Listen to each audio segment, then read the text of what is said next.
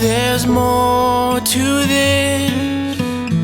At least that's what I've been told. I feel alone and I'm so sick of it. I need a place to go home.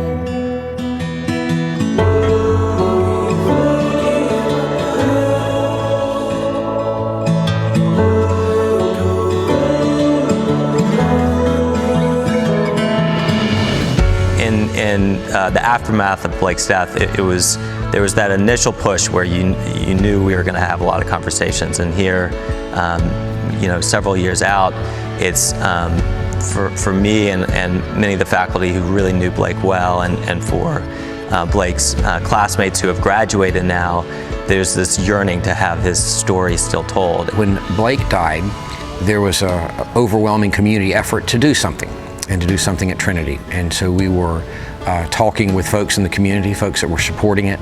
We were working on a way to invest all of the wonderful gifts that had been given in honor of Blake Hubbard.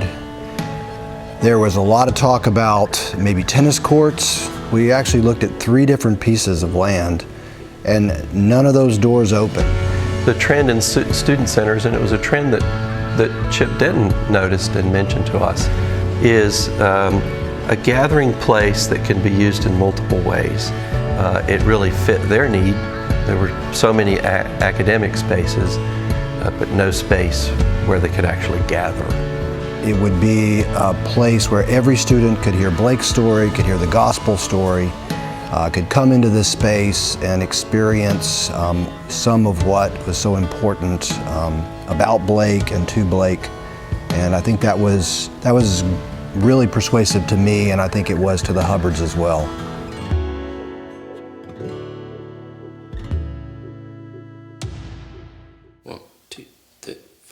We didn't have a vision for this 3 years ago, and after only being in the building for a few months, we don't know how we got along without it.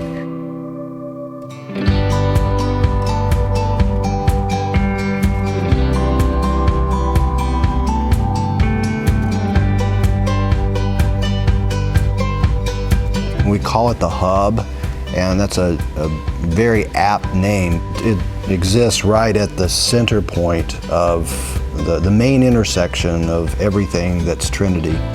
Well, I think Trinity's mission is about creating an opportunity for kids to learn and explore and create, and I think this space so easily makes that happen. And it truly is the hub of the campus. It is the center, particularly for the middle and high school kids. They're in and out of here all day, and they're using it in many, many different ways, which is just fun to see.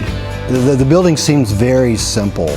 It's very wide open, blank walls, straight lines, but there's a lot that's hidden in here. In plan, the building demonstrates the circle, which is that perfect geometric shape that reflects heaven, and the square, which is earth, and that square within the circle seems to demonstrate that idea of heaven and earth. Even just walking in and seeing the space, how wide open it is, you walk in and you say, wow.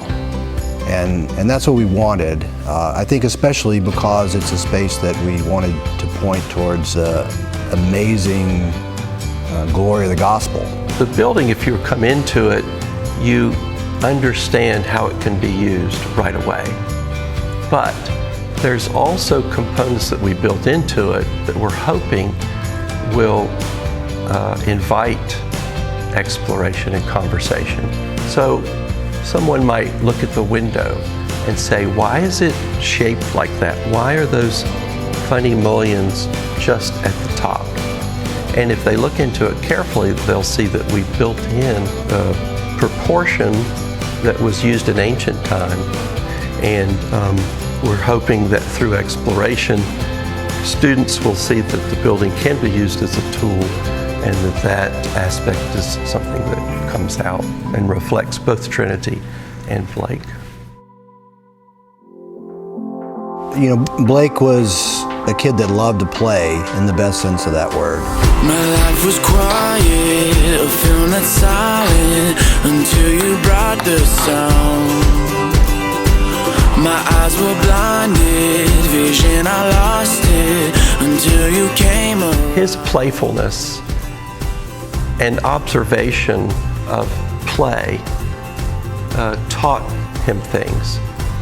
It was play, but it was also learning and experimenting and observing. In spending 8 seconds learning about Blake, you realize, just how curious a kid he was, and how that curiosity built itself out into all aspects of his life. Being able to set up an elaborate course down the steps such that you could get a ball to bounce all the way down and land in a certain place didn't just happen on its own. It was through experimentation and exploration and that deep observation and adjustment. And playfulness is part of good learning, we think here. We talk about unhurried education. So this is a space, I think, that encourages that kind of unhurried learning, playfulness. This space is a really kind of adventurous, playful space. I would say that that in many ways kind of embodies Blake. Is just that sense of adventure and that sense of playfulness.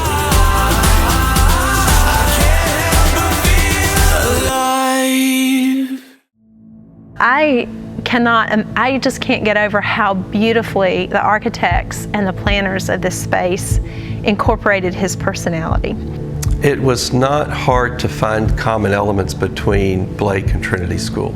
The three aspects that we pointed out were playfulness, unhurried, and Christ-centered. And we feel like all aspects of Blake are also common to Trinity. What's really great about this space is how it truly does force us to slow down in many ways. Yes, you can be productive, but this isn't a space that's meant for greater, higher efficiency. It's a space meant for using more relational energy. It's also a space that is built for community, and that was the other thing that we have really appreciated about Blake's legacy, is how he built community and connected with a lot of different kids, and we see that going on in spades around here. This space, it affords a lot of different opportunities for kids to dream, to contemplate, to pray. It's exactly the way Blake would have used it. What I miss so much about him and what I cherish so much about his time here was how he would so very simply interact with others. It's amazing to watch community happen when it's not expected. We were actually in the space when some of the senior high students came in for the first time. I looked over in one of the rooms, and we have those whiteboards, and of course we had lots of ping pong balls the night of the dedication, and they were using their boards and the paddle, bouncing it around the room. Seeing those kinds of events just happen is really, it does our heart good, because that's what we had hoped would happen. Activating a space with a piece of technology or with a piece of art or whatever it is, creates a connection between the viewer and the thing being viewed that makes that space special. It's not the physical wall, the physical window. It's actually what occurs there. I don't think Blake lived his life for himself. I think he obviously had a deeper, richer reason for living his life. And I think this building was very carefully crafted and created and designed to reflect the God that Blake loved deeply with all his heart. This is a building that was dedicated to God and to God's glory, and you can't help but feel that when you're in the space. The spiritual development, the relational development the relationships that exist from folks that met here at Trinity. It's something greater, and this is coming from an accountant, than what are the numbers that we're achieving.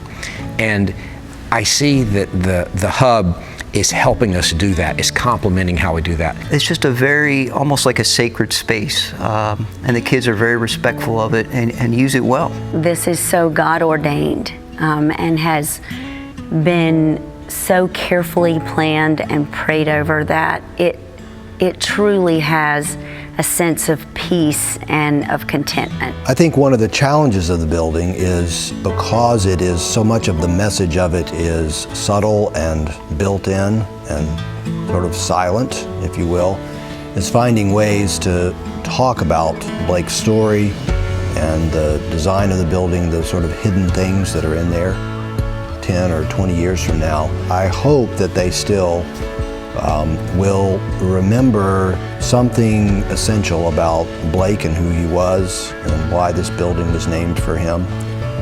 It won't be as fresh and as powerful as it is now, but I hope it'll still be clear that this is a building built for a young man that really modeled so much of what we want at Trinity. He loved Jesus Christ, he loved others and brought them together, and he just loved to learn in the way that we think is so important here at Trinity. And I hope that never changes here at the school. Yeah.